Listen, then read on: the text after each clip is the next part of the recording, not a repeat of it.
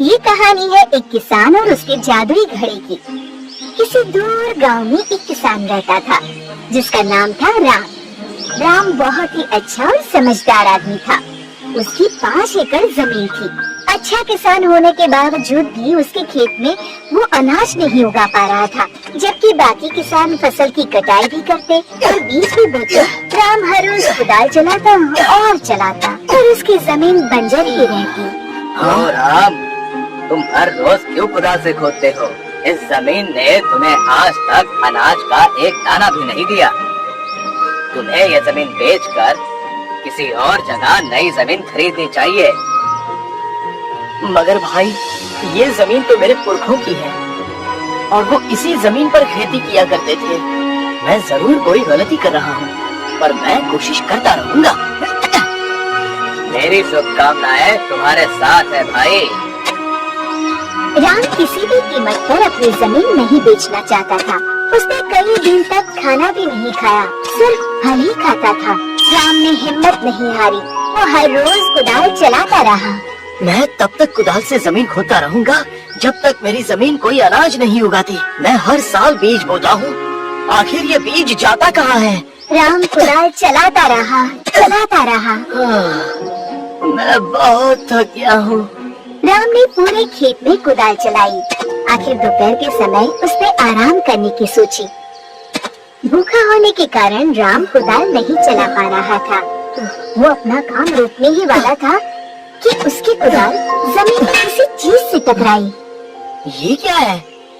ये आवाज तो किसी धातु की लगती है। ओह, कितना बड़ा घड़ा है। बड़ी अजीब बात है, भला कौन ऐसे धातु का घड़ा जमीन के इतने नीचे गाड़ सकता है? ये तो हद ही हो गई। राम को लगा कि उसकी इतनी कड़ी मेहनत बिल्कुल बेकार गई है। उसने अपनी कुदाल घड़े में फेंकी और पेड़ की छांव में जाकर बैठ गया। अब तो मुझे ये जमीन बेच ही देनी चाहिए।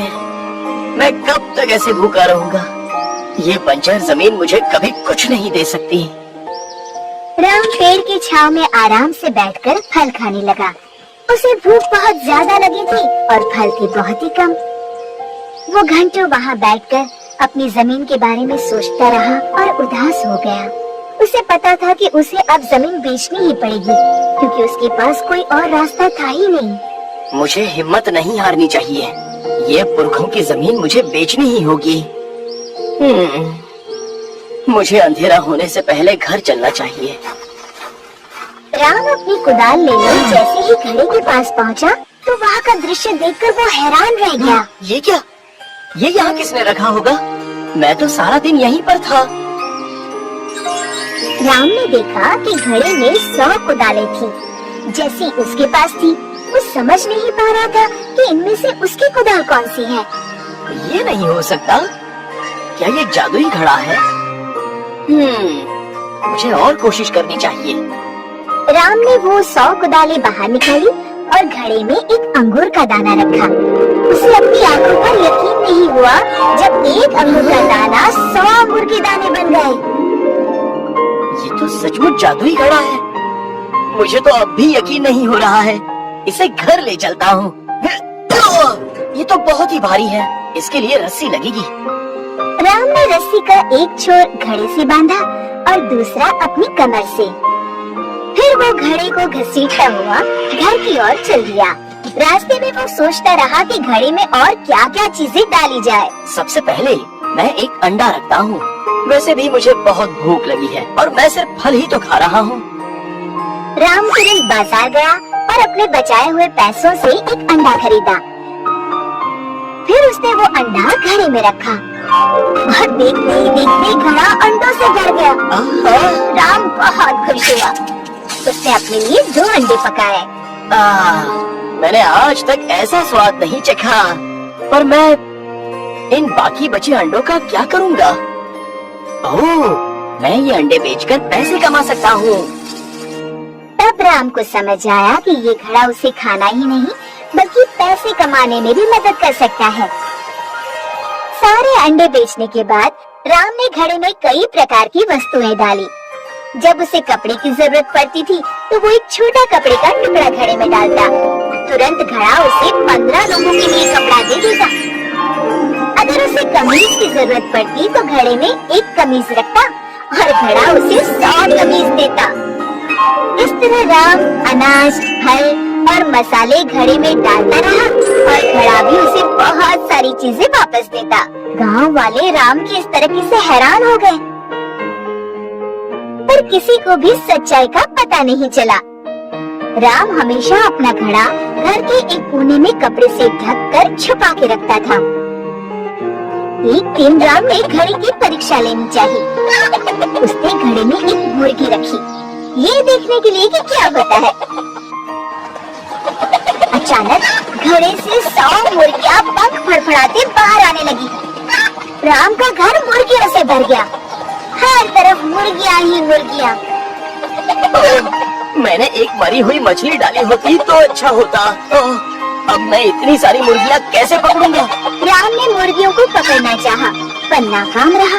कभी वो मेज पर तो कभी चारपाई पर बैठ जाती। एक तो उड़कर उसके सर पर बैठ गई। ओह, हट जाओ, चलो सब यहाँ आओ। लेकिन मुर्गियाँ डरी हुई थी, इसलिए वो यहाँ वहाँ सारी जगह फैल गई। तभी अचानक रुक जाओ। और एक मुर्गी उड़कर घड़े में जाकर बैठ गई और फिर से उसमें से 100 मुर्गियाँ उड़ उड़कर बाहर आने लगी।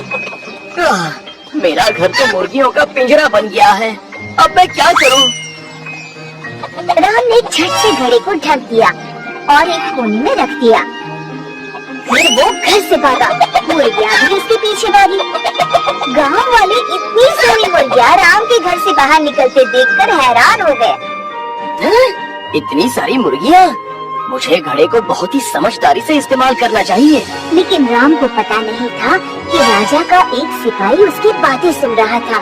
उसे घड़े के बारे में पता चला और तुरंत राजा के पास पहुंचकर उसने सारी कहानी बता दी। इतनी सारी मुर्गियाँ, वो भी एक घड़े से, ये कैसे हो सकता है? वो जरूर कोई जादुई घड़ा होगा। तुरंत राम को और उस घड़े को यहाँ ले आओ, वो शाही खजाने का हिस्सा है। राम समझ गया कि राजा ने उसे घड़ा लेकर क्यों बुलाया है। ये राजा तो बहुत ही लालची है, शायद उसे सारा धन खुद के लिए चाहिए। वो घड़ा यहाँ ले आओ, ये तो वाकई काफी बड़ा है। पर ये घड़ा इतनी सारी मुर्गियाँ कैसे दे सकता है? जरा देखो तो इसके अंदर क्या है। अरे नहीं, रुकिए। पर बहुत देर हो चुकी थी। जैसे ही राजा ने घड़े के अंदर झांका, वो फिसल गया और घड़े में गिर गया। अब अंदर से 100 राजा घड़े से उछल उछल कर बाहर आने लगे। इससे पहले कि कोई कुछ कह पाता, वो सब आपस में लड़ने लगे। ये मेरी राजगद्दी है, हट जाओ वहाँ से। नहीं, ये मेरी है, मैं राजा हूँ। नहीं, ये मेरा राज्य है। पूरा राजमहल राजाओं से भर गया। अरे अपने राजा को बचाओ। हाँ, पर इसमें से असली राजा कौन है? सिपाही अपने राजा को नहीं पहचान पाए और राजा एक दूसरे से लड़कर मर गए। पूरा राजमहल शोक में डूब गया, क्योंकि अब राज करने के लिए राजा ही नहीं बचा था। राम को अपनी गलती का एहसास हुआ। वो दौड़कर घड़े के पास गया और उसे जमीन पर पटक दिया। पर अब राम के खेत में फसल लहरा रही थी। उसने खेती बाड़ी शुरू की और खुशी खुशी मेहनत करके जीवन जीने लगा।